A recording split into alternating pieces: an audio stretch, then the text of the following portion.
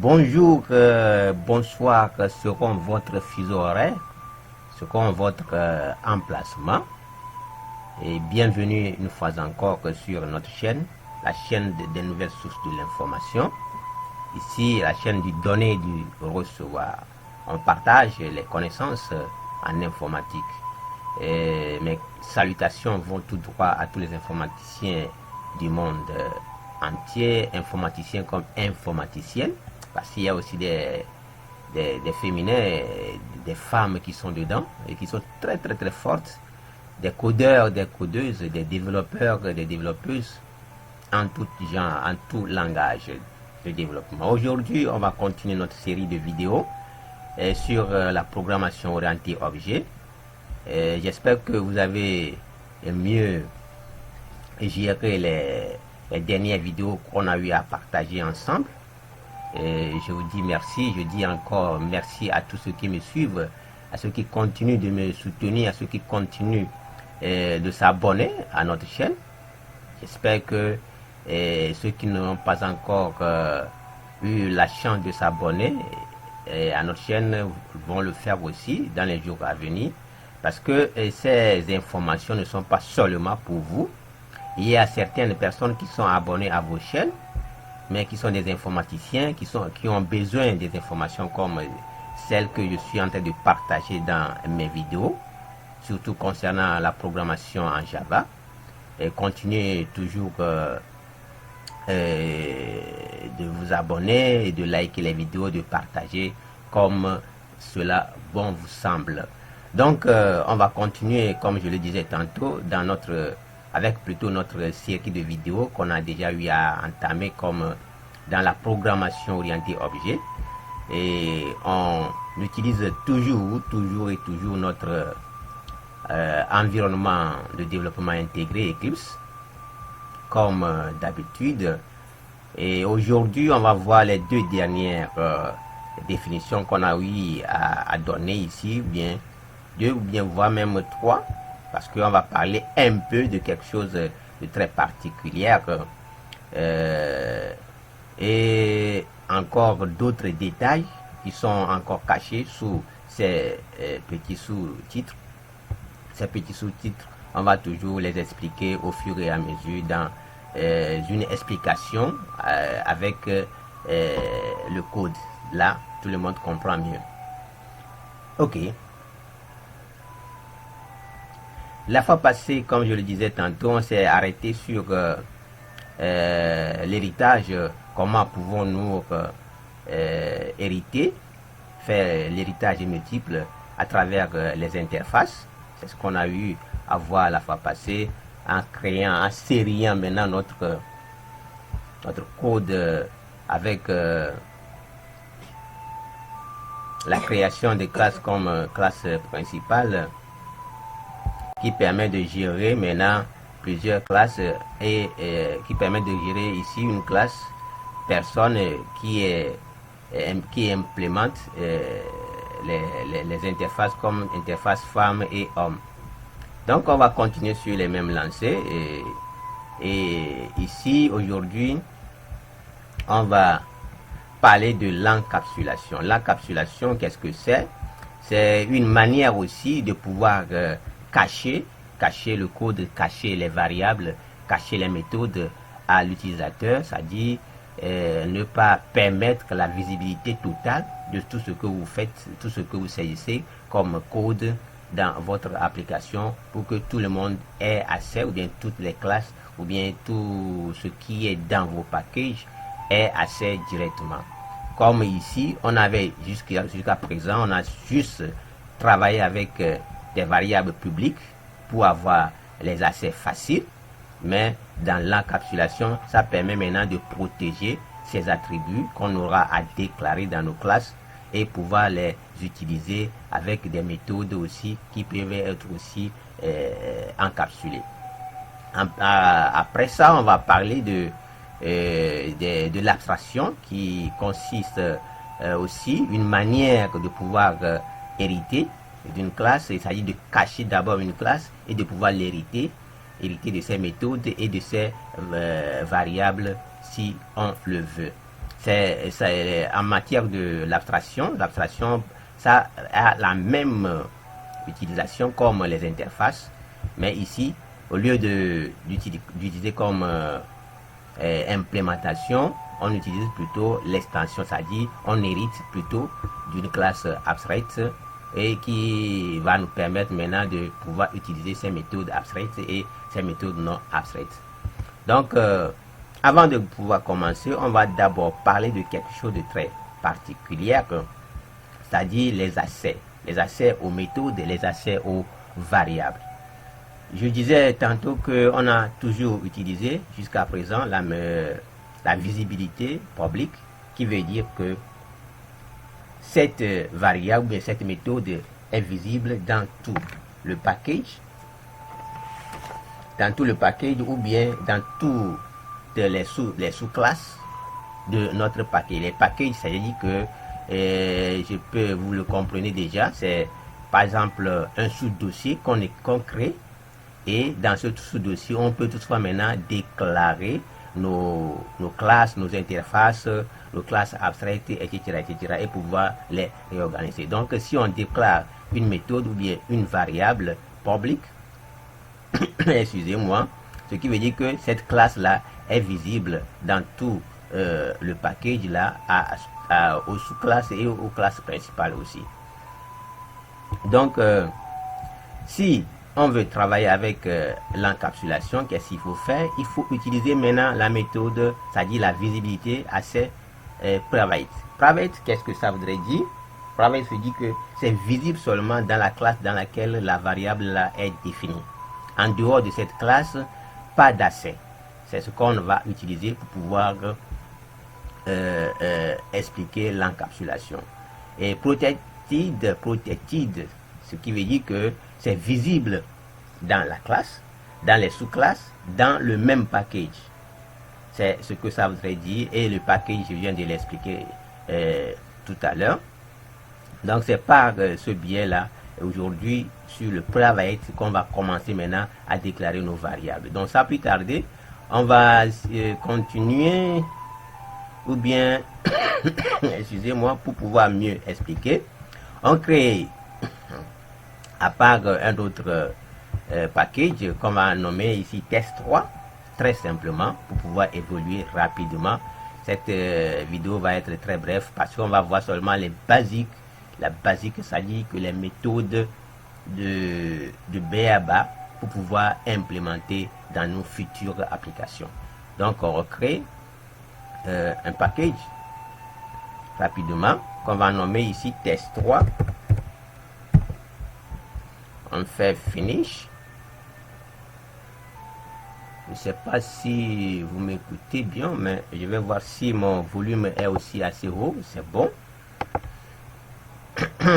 Donc dans ce package test 3, on crée une première classe qui va être la classe mère. On le crée tout simplement. On fait new et on donne le nom comme main, comme d'habitude, la classe main avec M majuscule, qui va contenir la méthode main qui va exécuter nos applications, nos rendus, très simplement.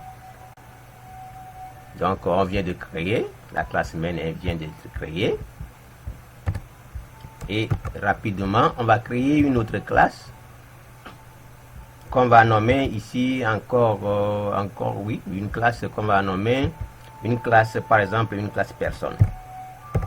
On va encore parler des personnes pour aller plus rapidement. Dès que vous comprenez la méthodologie, vous l'implémentez dans vos applications, c'est très facile. Donc on crée cette classe là. Dans cette classe, qu'est-ce qu'on va faire? On va déclarer les variables. Maintenant, cette fois-ci, on va déclarer ces variables en private, c'est-à-dire que non pas accès dehors. Votre maman vous ferme dans votre chambre, ou bien dans sa chambre, et elle va au marché. Vous n'avez pas accès à la nourriture de la maison, mais vous avez accès à la nourriture de la chambre. C'est tout simplement ça. Donc private, on va private string. Comme d'habitude, on met ici, on va parler un peu d'anglais, non? Name.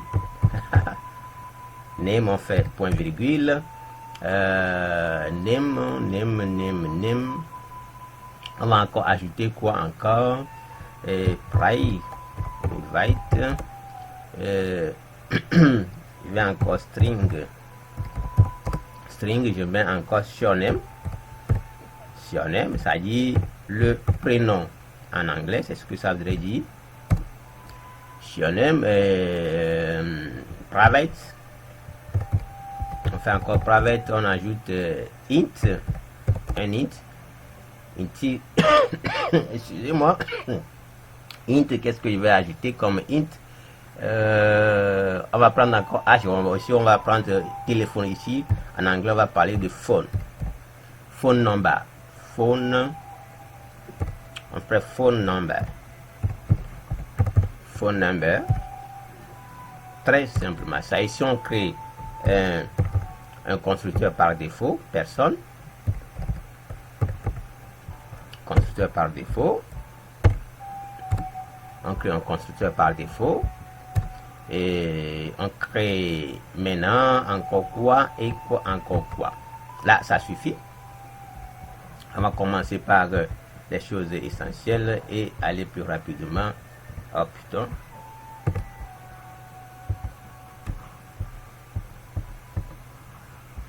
Et voilà, c'est un plus joli comme ça.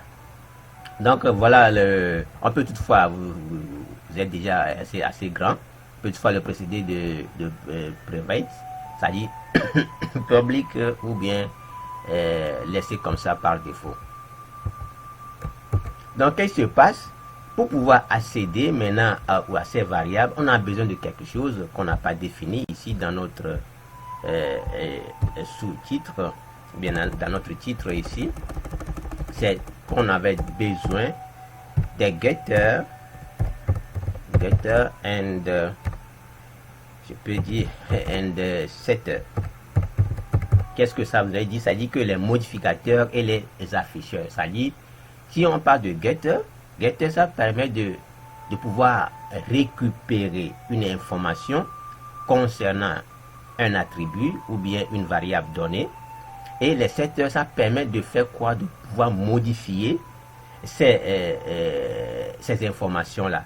Par exemple, vous prenez une information d'un attribut comme ici le nom, le name là, et vous pouvez toutefois modifier. Si par exemple au départ on attribuait, on assignait un nom, c'est-à-dire on assignait une valeur à name comme ici Toto, comme Toto. Ce nom là peut être modifié par l'accesseur setter. Setter là, ça nous permet de donner par exemple une nouvelle valeur, c'est-à-dire ça nous permet juste de faire plutôt des mises à jour des variables de notre classe qu'on devait appeler. Donc c'est ça son rôle. Et ici par exemple le getter, ça va nous permettre de faire quoi? Juste de pouvoir afficher les informations là. Si on appelle name là, on va afficher seulement Toto. Donc c'est ça leur rôle respectif.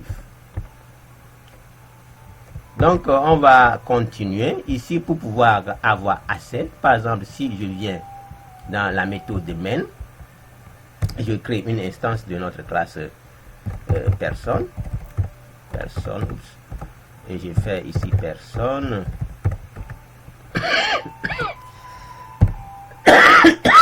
Ah là, ça c'est gâté. Ne vous affectez pas. Donc je mets personne. J'ai mis personne. Et voilà, je viens de créer une instance de notre classe pour pouvoir accéder à nos variables là. Si je mets par exemple personne point, vous allez voir que je n'ai pas assez dans notre arborescence ici. Il n'y a rien qui nous donne possibilité d'avoir par exemple accès au nom, c'est-à-dire au name ici qu'on a eu à définir ici, au surname et au phone number.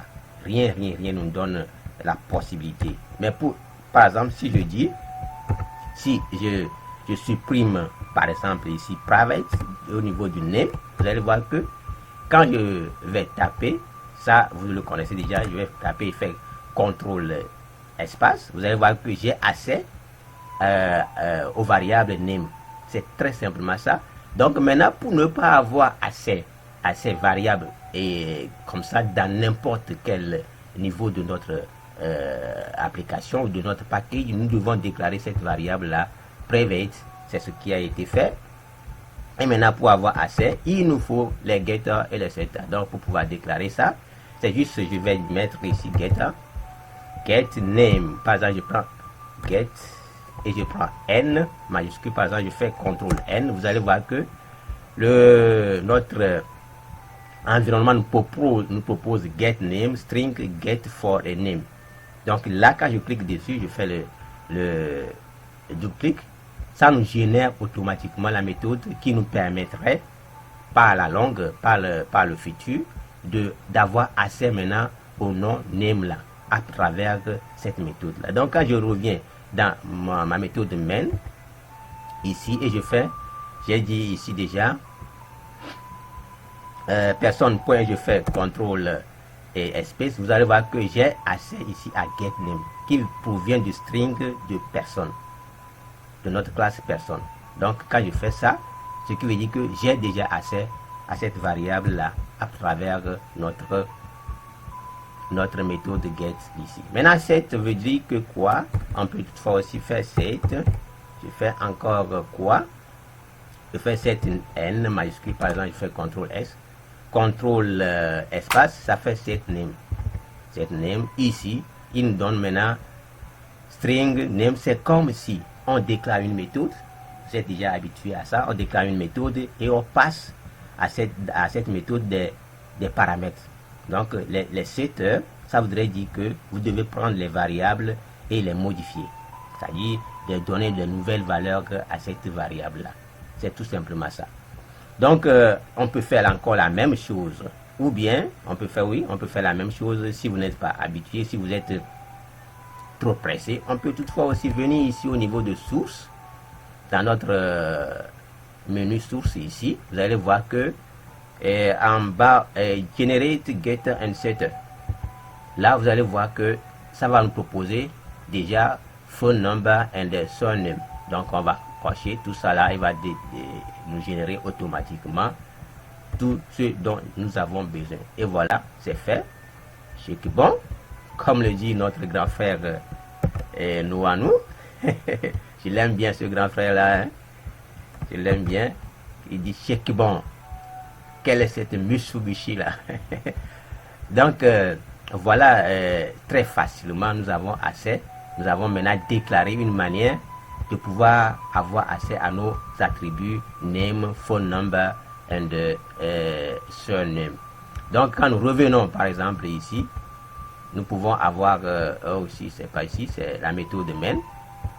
Nous pouvons avoir accès à toutes ces variables là. Maintenant on va déclarer un constructeur dans lequel on peut toutefois avoir tous ces histoires là. C'est par exemple, je vais encore dire personne,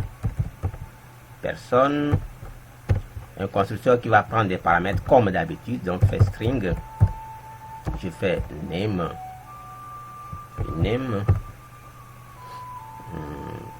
On peut toutefois aussi le générer. Je vais vous montrer. On peut toutefois aussi le générer. Et puis, je l'efface d'abord. On peut toutefois le générer. Et on revient encore dans source. Ou bien on peut faire toutefois clic droit. C'est aussi la même chose. Vous faites clic droit. Et vous allez voir ici source. Et vous venez là. Et va vous dire generate constructor with using folder, using file plutôt, c'est-à-dire générer un constructeur utilisant maintenant les données, c'est-à-dire les attributs. C'est ça qu'il nous a donné ici. Donc je le coche, il va nous générer ça automatiquement. Vous voyez, non? C'est ça qu'il nous a généré ici automatiquement. Je le copie, je le mets plutôt, je le coupe, je Je le mets aussi en début, après notre constructeur par défaut. Fait CTRL V. Donc c'est ce qu'il nous a généré ici. Public personne, string name, string, etc., etc., etc., int phone number.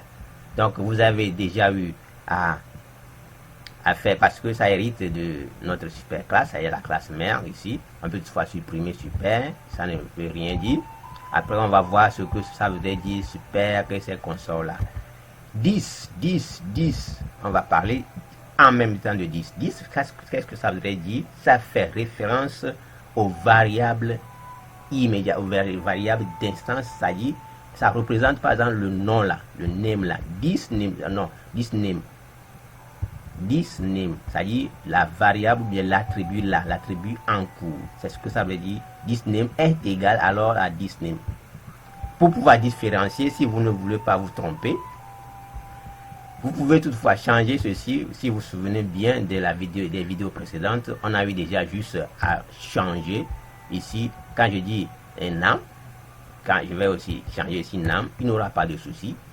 Vous voyez, non? Ce qui veut dire que c'est pour pouvoir différencier. Donc, quand vous allez faire appel à vos variables, sachez que ce sont les variables, ou bien les attributs là, que vous avez déjà déclarés ici au niveau de votre classe, des variables d'instance là, que vous appelez par 10 points, etc., 10 points, etc. Donc, c'est ce que ça voudrait dire. Donc, très simplement, on va pouvoir avoir accès à notre classe ici et afficher le nom que nous voulons.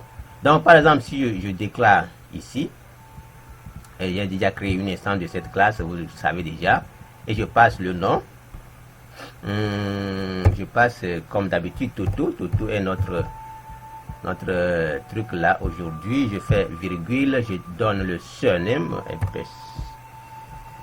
je donne le surname Toto Paul. Toto Paul. C'est ça, non? Oui, Toto Paul. Toto Paul, je donne le numéro de téléphone, phone number 22 22 22, par exemple. Et je peux toutefois l'appeler. Et quand je vais dire ici, système out, println, je vais parler de personne.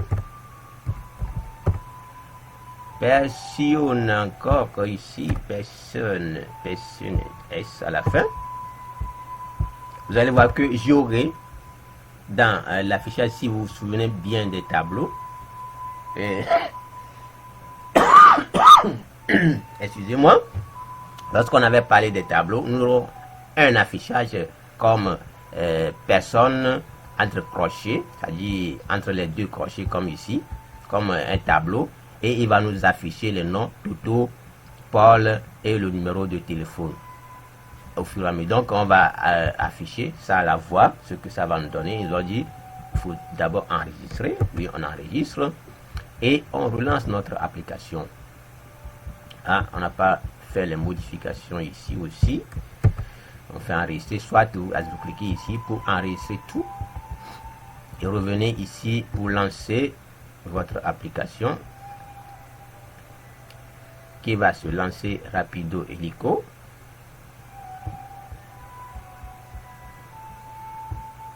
Donc vous allez voir que c'est très simple. C'est très voilà. Donc ici nous a donné ici juste l'affichage de la représentation mémoire. La représentation mémoire, oui, c'est ça, c'est pas ça, c'est ça. Et maintenant quand je vais dire juste personne, je vais afficher personne, personne point, je vais dire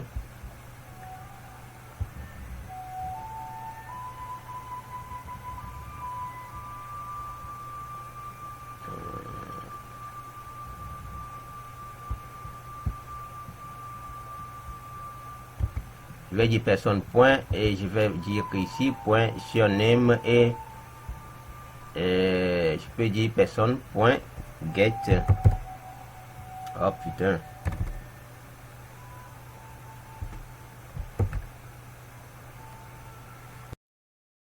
Parti, mon volume est parti. Ah, ok. Je vais vérifier. Ok, c'est cool. C'est cool, ok. Bon, je vais toutefois générer une autre méthode qui va permettre de pouvoir afficher directement notre personne là. Je mets ceci d'abord, je l'enlève et je n'ai pas généré la méthode toString. toString, ça permet de pouvoir afficher les variables. Si on appelle n'importe quel constructeur, ça nous va nous permettre de pouvoir afficher les variables selon l'affichage dont je vous ai parlé au premier abord. Donc je peux dire ici et de générer encore une méthode, la méthode toString. Donc ça fait source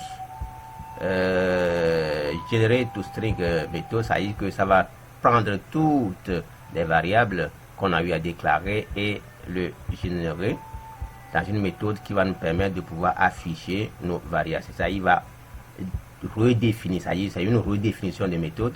Personne, voilà, c'est ce que je voudrais que ça nous affiche.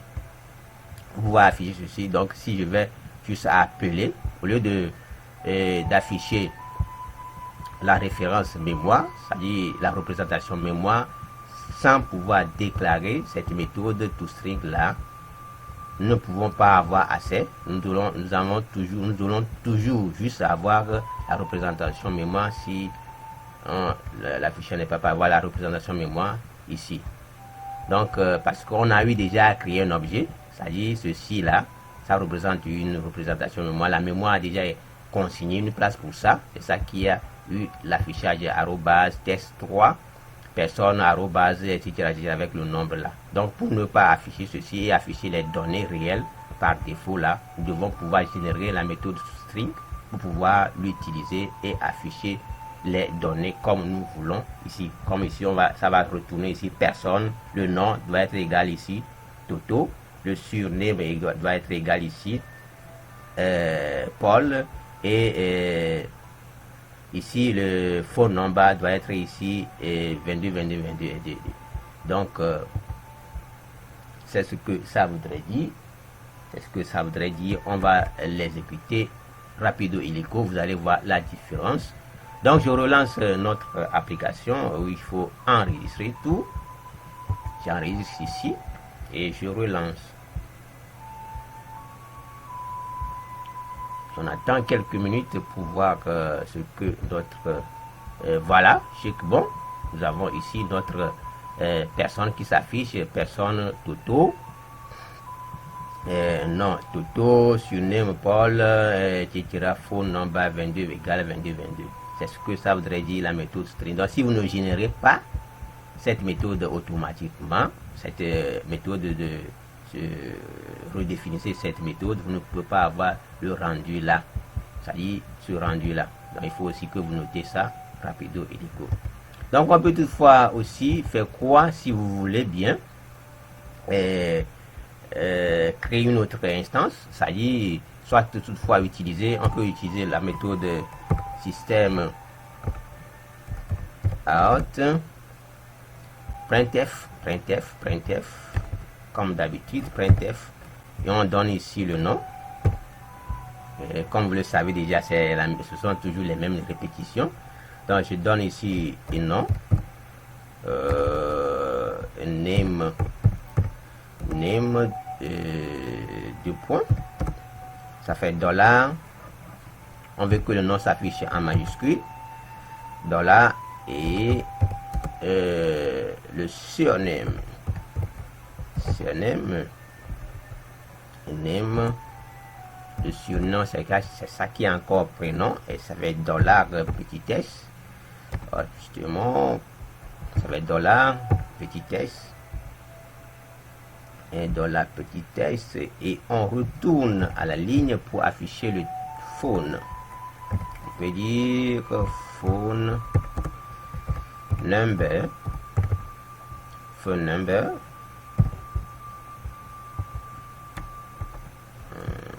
faire ici phone number Ça fait juste petit dollar et petit d.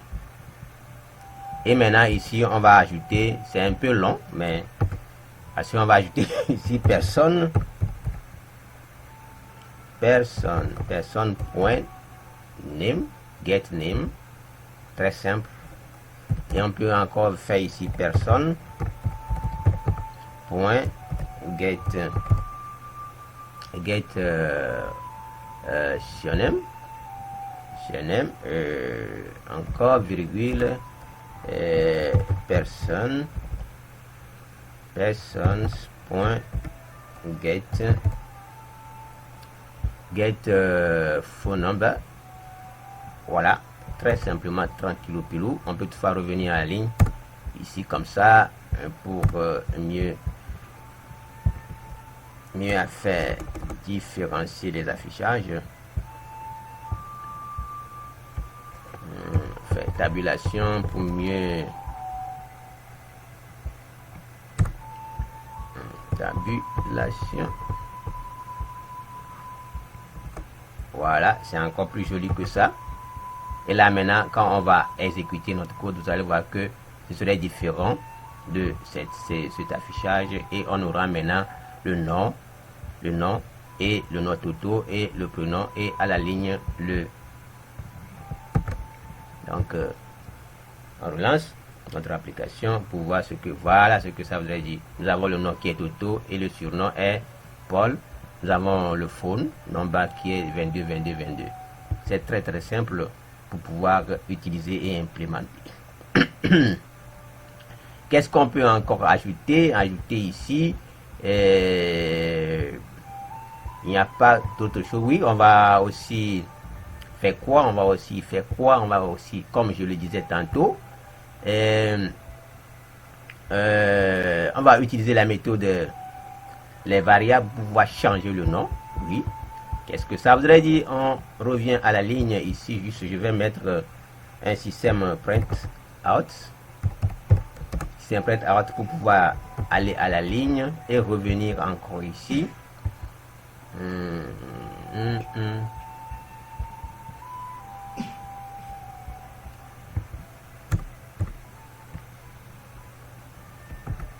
Système out. On va encore revenir à la ligne et redéclarer une autre instance. Soit on peut redéclarer une autre instance ici. Je vais juste copier, ou bien je mets d'autres personnes. Je vais mettre P2 égale alors new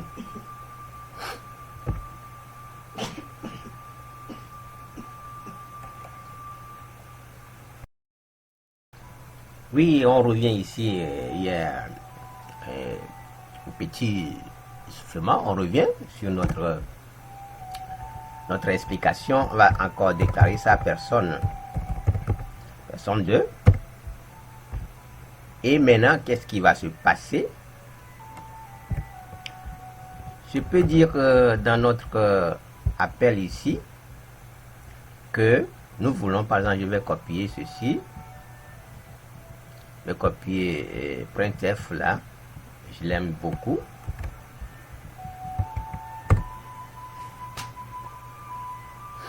Je fais CTRL V. Oui. Donc on va changer le nom là. C'est au lieu de get, et je vais le dire ici, set name, on le passe la variable en question qui je vais lui donner maintenant ici tata, et je donne ici le prénom.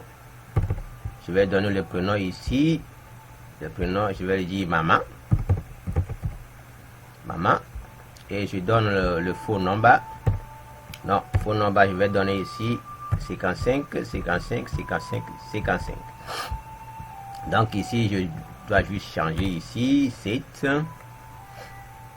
Je mets ma 7, ici aussi 7. Et ici, printf, il nous refuse tout ça là. Ah oui. Il retourne ici, il retourne ici. Donc print ln. println. Et je vais dire ici, on va changer un peu ici. On va changer un peu. On dit le nom, je peux dire new name, ou bien nouveau nom, new name, et je mets ici plus, et je mets encore ici plus. C'est samedi.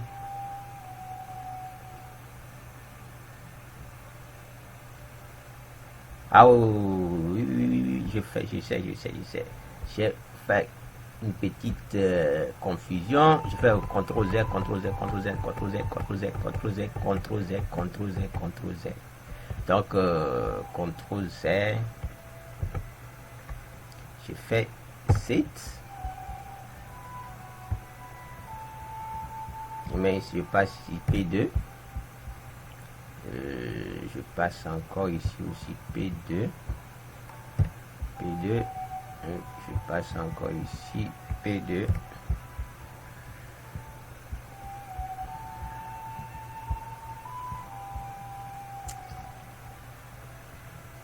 P2. Ça nous affiche.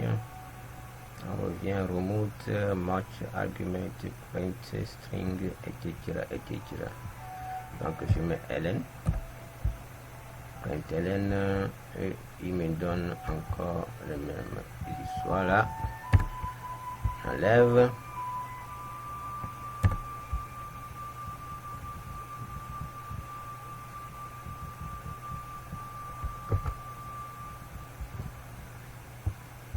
Ah, je ne l'affiche pas encore.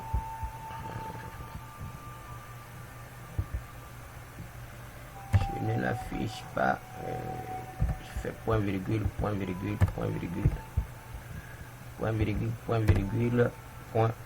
voilà.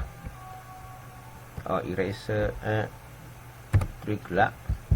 Donc, je viens de voir d'avoir accès, c'est-à-dire à modifier les nouvelles données. Et maintenant, pour pouvoir afficher notre nouveau truc, là, je reprends et encore la méthode là, CTRL-C. Et je fais CTRL-V pour afficher. Et je fais juste P2. Vous allez voir que c'est très simple. P2 point. Je mets P2 point, get name, P2 point.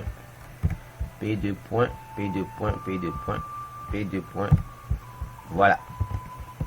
Donc nous venons d'avoir à changer le nouveau nom de notre personne. Donc ça va nous afficher l'ancienne, c'était tout. Maintenant la nouvelle données, les nouvelles données sont maintenant tata, maman et séquencé. Maintenant on réaffiche maintenant notre solution, notre affichage par le biais de la même méthode que vous connaissez déjà. Donc on relance rapidement, vous allez voir la différence. Vous avez vu que voilà, on était ici, maintenant on a changé le nom, tata, surnom, etc. C'est ce que ça voudrait dire et comment nous pouvons avoir accès tranquillou pilou et à toutes ces méthodes et pouvoir à toutes ces variables plutôt et pouvoir les modifier, les changer, etc.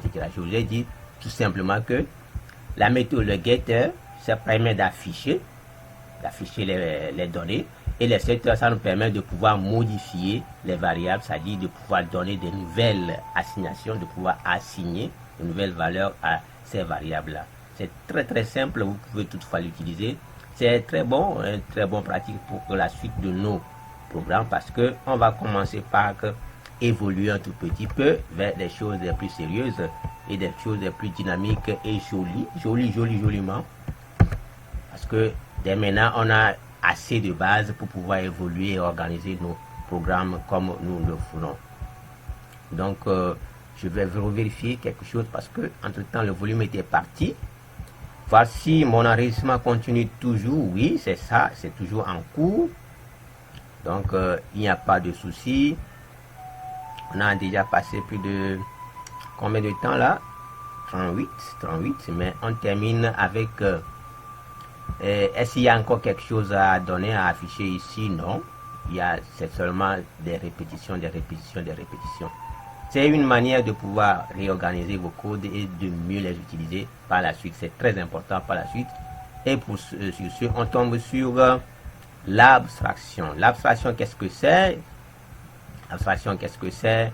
Il y a une petite définition, certaines définitions qu'on devait adopter, des définitions de base qu'on devait connaître pour pouvoir utiliser les classes abstraites. Une classe abstraite, c'est quoi? C'est une classe, tout d'abord, en premier lieu, n'est pas instantiaire. C'est-à-dire que on ne peut pas créer un objet. On ne peut pas créer un référencement direct par le mot-clé new pour pouvoir utiliser cette classe abstraite-là. Donc, c'est par l'extension, c'est-à-dire par héritage plutôt, qu'on peut toutefois utiliser ces méthodes qui sont aussi abstraites comme non abstraites et pouvoir les utiliser par la suite. Comme on a déjà fait ça au niveau des interfaces, c'est presque la même chose. Pour pouvoir utiliser une classe abstraite, il faut toujours implémenter, c'est-à-dire hériter de cette classe et pouvoir utiliser ces méthodes.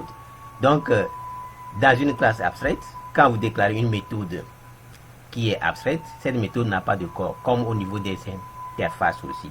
Mais cette même classe peut avoir des méthodes qui ne sont pas abstraites. Voilà les avantages. Je toussais un peu là, maintenant c'est mieux, ça c'est mieux. Donc je disais tantôt qu'une classe abstraite peut avoir des méthodes abstraites comme des méthodes non abstraites.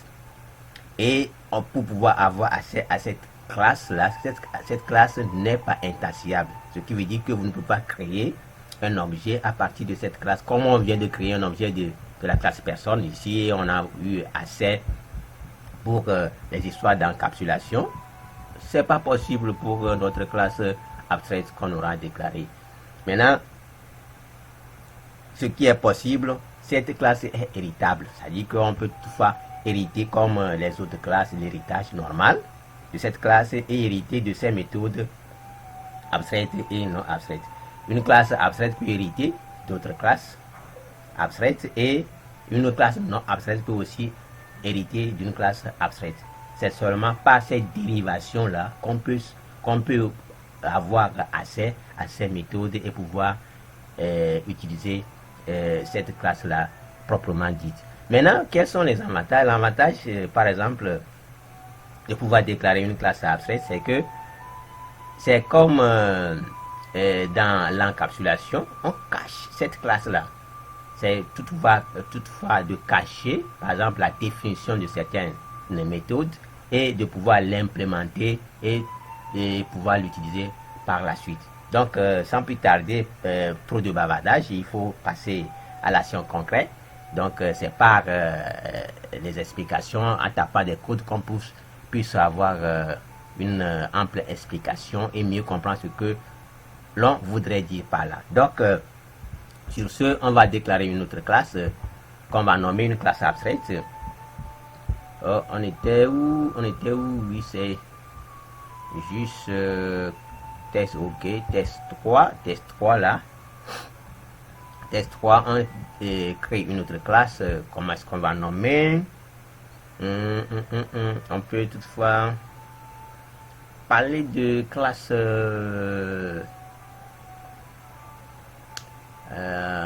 véhicule, bien classe véhicule, classe animal. Oui, on prend animal par exemple, ou bien véhicule, classe véhicule. Un véhicule, classe véhicule par exemple, et on coche ici, au lieu de public classe truc là, on coche ici abstract pour que ça puisse nous ajouter l'abstract, pour dire que la classe là est une classe abstraite. C'est tout simplement ça. Donc ça c'est une classe abstraite. On peut toutefois déclarer une méthode comme void démarrer. Toute voiture se démarrer d'une autre façon. Il y a des démarrages automatiques, des démarrages mécaniques, etc. etc. Donc, démarrer, une classe démarrer. Donc, si je mets par exemple virgule, vous allez voir qu'il va nous souligner ceci parce que vous avez dit que ici change véhicule classe abstract parce que c'est une classe abstract et toutes les méthodes qui souvent être déclarées abstraites ne devront pas avoir le corps. Si ça ne devait pas avoir de corps, donc nous devons accompagner cette méthode du mot-clé abstract. C'est ça que ça veut dire abstract. On prend abstract, on ajoute abstract et voilà, notre erreur a disparu. Et maintenant on peut encore toutefois déclarer une autre classe comme ça ici.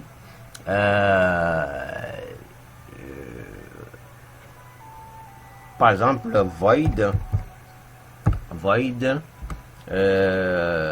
prendre des passagers ou bien nombre de places. Voilà, enfin voilà, nombre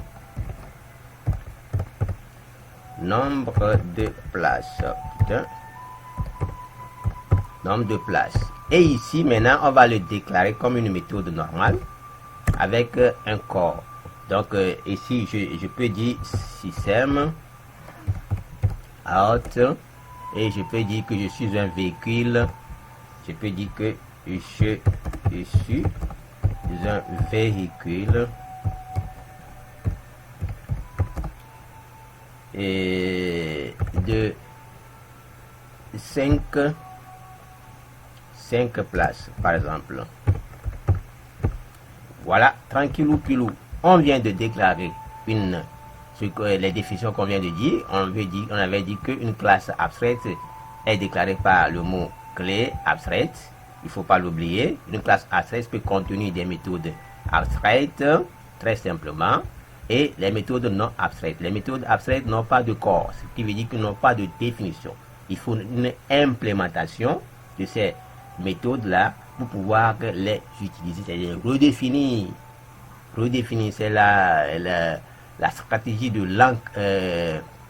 la polymorphisme, c'est-à-dire de redéfinir les méthodes, de redonner les définitions que l'on veut dans les cas précis. C'est ce que ça voudrait dire. Donc, pour pouvoir utiliser les données, les méthodes là, par exemple, on va s'arrêter juste ici pour la base, oui.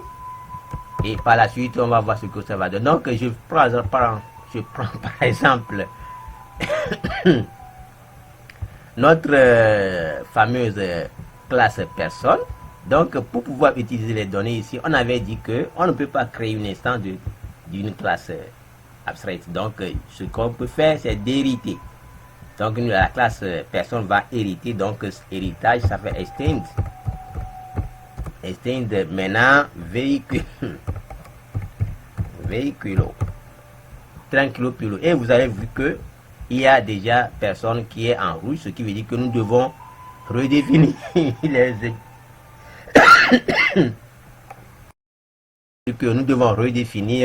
les méthodes à redéfinir, c'est-à-dire les méthodes définies, les méthodes déclarées abstraites au niveau, c'est-à-dire implémenter les méthodes au niveau de notre classe. C'est comme au niveau de c'est comme nous utilisons cette classe comme une interface. Donc ici on vient sur personne, on dit add an implemented method, ce qui veut dire que ça va implémenter les méthodes qui sont déclarées ici abstraites. Donc vous allez voir que c'est seulement démarrer qui va s'afficher ici, qui va être implémenté, et on peut avoir tout simplement assez. Voilà la méthode de démarrer qui est là. Et maintenant, dans cette méthode de déclarer, je peux dire que je m'appelle Paul. Je démarre ma nouvelle voiture, ma nouvelle véhicule, par exemple, oui. On peut toutefois hériter d'autres classes, comme classe voiture, voitures, type de voiture. Il y a Toyota, il y a BMW, il y a les trackers, etc., etc. Donc, juste ici, on va s'arrêter, juste là. Par la suite, on va voir ce que on peut encore faire avec ces méthodes, bien ces classes abstraites et leurs méthodes définies à l'intérieur pour leur dérivation. Donc ici, je déclare par exemple ici système out. Système out. Je dis ici que je suis une personne et j'ai un véhicule. Par exemple ici, je suis une personne et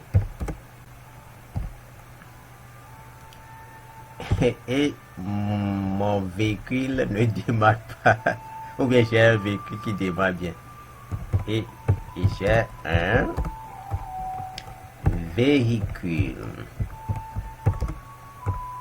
qui démarre.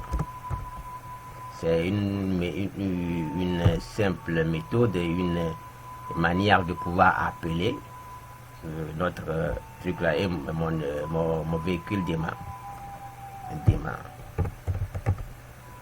Et mon véhicule démarre. C'est juste pour pouvoir dire que nous avons accès à cette méthode abstraite et redéfinir la méthode, c'est-à-dire implémenter son corps, donner une définition à l'intérieur. Maintenant, ici, quand je viens ici, je fais CTRL espace, vous allez voir que je peux avoir accès par exemple nombre de places.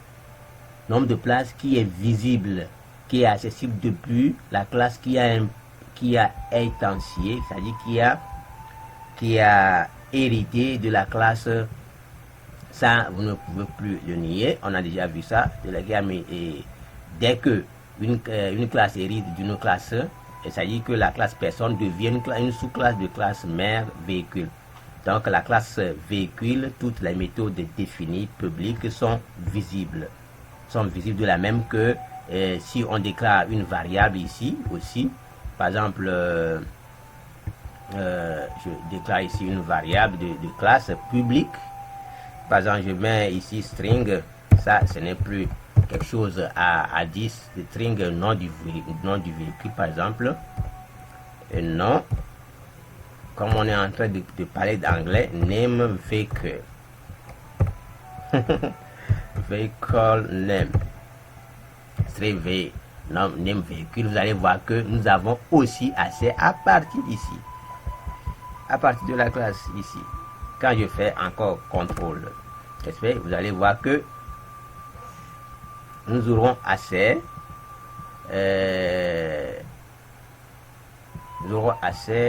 à cette méthode là. Nous avons accès ici d'abord. On va d'abord créer ici super classe et je peux ici méthode là, je peux avoir accès maintenant à l'intérieur de cette méthode. Je peux dire, quand je fais encore contrôle et vous allez voir que name du véhicule est accessible à partir d'ici et nombre de places, name véhicule, je peux le définir comme étant Toyota. Nous avons le Toyota et je peux afficher par exemple system out et je suis un Toyota et je peux avoir 9 places. Vous comprenez, non? Et je suis de Toyota, je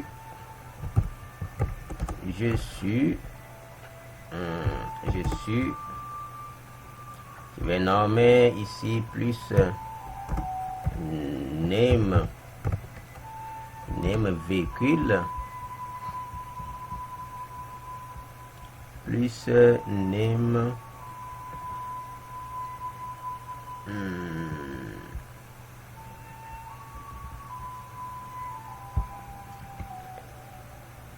plus name véhicule plus name véhicule et je mets encore plus et name véhicule et je peux supporter, je suis un véhicule Toyota de 9 places, tranquillou pilou, comme le dit aussi un grand frère, un supérieur. Donc, qu'est-ce qu'il nous dit ici? Il nous souligne string véhicule, etc., etc., parce que ça provient de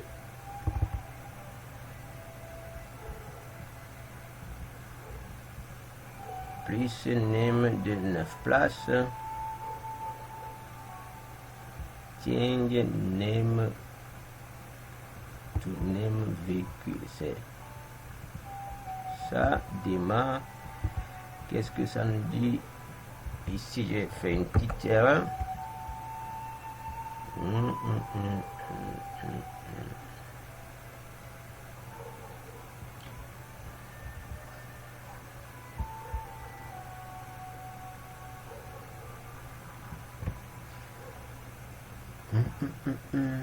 Créer local. Local, pourquoi il me dit ça? Il me dit ça, il me dit ça, il me dit ça.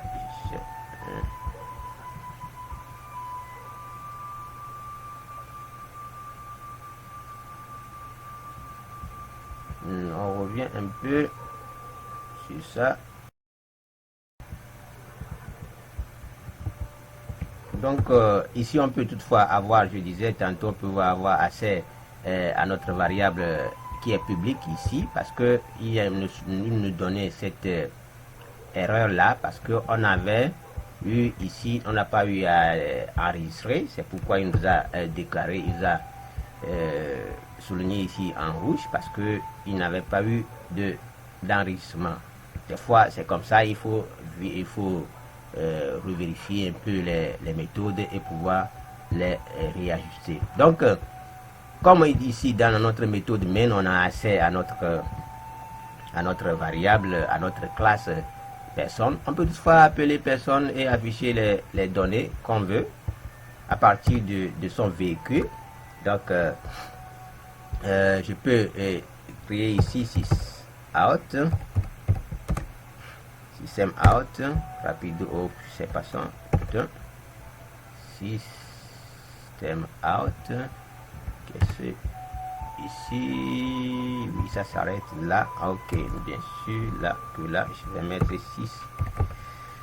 out, rapido hélico pour revenir en arrière. Donc je peux appeler personne point, quand je vais voir ici nom du véhicule et personne point démarrer, je veux avoir accès à la méthode ici. J'ai un véhicule qui démarre bien et je peux avoir accès aussi à la méthode. Je peux encore afficher sysout pour aller encore à la ligne. Je peux encore afficher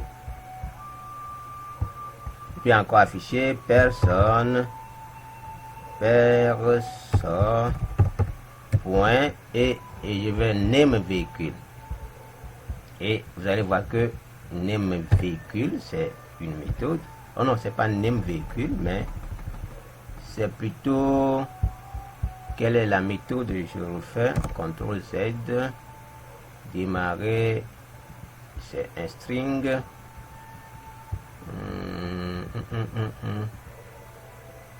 Nombre de places, voilà, nombre de places que je vais avoir, c'est la méthode là. Et tranquille pilou, on relance maintenant notre application. Vous voyez le rendu, voilà. Et nous avons à la suite, on a fait getter, instructor. On avait utilisé les getter pour pouvoir afficher ici les méthodes là. On avait utilisé les setter pour pouvoir modifier les données. On modifie les données, c'est ça qui nous a affiché ceci. Et maintenant pour je suis une personne et j'ai un véhicule qui démarre, très simplement ça. Et je suis un véhicule de 5 places, parce que cette méthode là, vous allez voir ça où. Cette méthode là, nous l'avons appelée depuis quoi? Et attention au niveau des personnes. Oui, démarrer ici, ça c'est une autre notification. Maintenant on a appelé directement place. Excusez. Donc quand vous vérifiez bien, on a eu ça, je suis une personne et j'ai un véhicule qui démarre bien. Quand on vient au niveau de notre affichage, j'ai un véhicule qui démarre bien, ce qui veut dire qu'on a appelé directement ceci. Et vous voyez que dans la deuxième méthode qu'on avait eu à appeler, ici, on revient dans la deuxième méthode. Ici, je prends encore ça là, parce qu'il y a une qui s'est affichée. CTRL C et je reviens là, CTRL V pour mieux distinguer. On a appelé démarrer, ce qui veut dire que cette méthode là vient d'ici. C'est une méthode sans corps, sans définition. On a redéfini ici la méthode démarrer et c'est ce qu'on a comme résultat. Et après on a appelé nombre de places. D'abord il a appelé super classe, c'est ça. Et maintenant lui il est Toyota et il a 9 places. Ce qui veut dire que nous aurons à la deuxième place, on relance, vous allez voir que nous aurons à la deuxième place ça, la définition là, ça y est 9 places là, et Toyota de 9 places, et maintenant super classe point nombre de places qui est 5 places, véhicule de 5 places. C'est ça qui est là, qui est défini au niveau de la méthode qui est non abstraite au niveau de notre classe abstraite. Vous comprenez, non? Donc, quand on relance encore notre application, vous avez vu que voilà, je suis une personne, une méthode appelée depuis notre classe ici, notre classe personne, qui est là, démarrer, qui est là parce que la méthode démarrer ici n'a rien comme définition et c'est ici qu'on a eu à définir. C'est ce que je expliquais. Maintenant, la méthode qu'on avait réécrit, qu'on avait encore changé, c'est-à-dire la méthode qui est publique, la méthode qu'on avait, c'est déjà on a appelé super point nombre de places. Il doit appeler quoi? Il doit appeler directement le nombre de places qu'on a eu là ici, véhicule de 5 places. Et maintenant, dans la deuxième partie, nous avons dit véhicule name qui est Toyota. Toyota qui a 9 places ici et c'est ce que ça va afficher à la dernière position. C'est ce qu'on a ici, Toyota de 9 places. Donc c'est très simple. Pour mieux modifier, pour mieux maîtriser ça, il faut faire la pratique. C'est seule la pratique qui va vous permettre de pouvoir utiliser tout ça, ces choses-là. Vous-même, vous mettez les doigts, vous-même, vous compliquez la vie et vous en sortez très facilement. Et ça dit que ces bases-là sont très importantes pour la suite de nos programmes. Donc, on a pris un peu de temps, plus de 54 minutes là, je pense bien. Ça fait presque 1 heure de temps. Ça fait déjà 2 thèmes avec leurs sous-thèmes aussi qui sont englobés en tout. Et là, j'espère que on a mis un peu de doigt à la pâte, on a mis un peu de doigt au sable mélangé, et pour pouvoir mieux comprendre la programmation orientée objet. Avec cette base, vous pouvez maintenant faire de grandes choses, de gros projets, quand on aurait maintenant à aborder d'autres thèmes qui vont parler de la programmation orientée objet. Vous n'aurez plus à vous inquiéter, et parce que il y a déjà une base qui est là, et c'est sur cette base que vous pouvez mettre maintenant les paquets pour pouvoir grandir et construire votre maison. Donc c'est sur cette partie là qu'on met fin à cette vidéo. Je vous remercie beaucoup ceux qui sont là, et ne vous inquiétez pas par les cris qui sont là parce qu'il y a les enfants. Je les aime bien, il faut faire avec. Oui, il n'y a pas à se faire. Donc comprenez juste ce que je vous ai expliqué. Comprenez ça parce que ça peut vous aider et ça peut aider aussi quelqu'un d'autre qui est dans le besoin. Donc partagez la vidéo, et sur ce, je vous dis merci et à très bientôt. On va encore graduellement augmenter notre écart pour voir de merveilleuses choses dans les jours à venir. Ciao. Portez-vous bien et bonne fête à tous.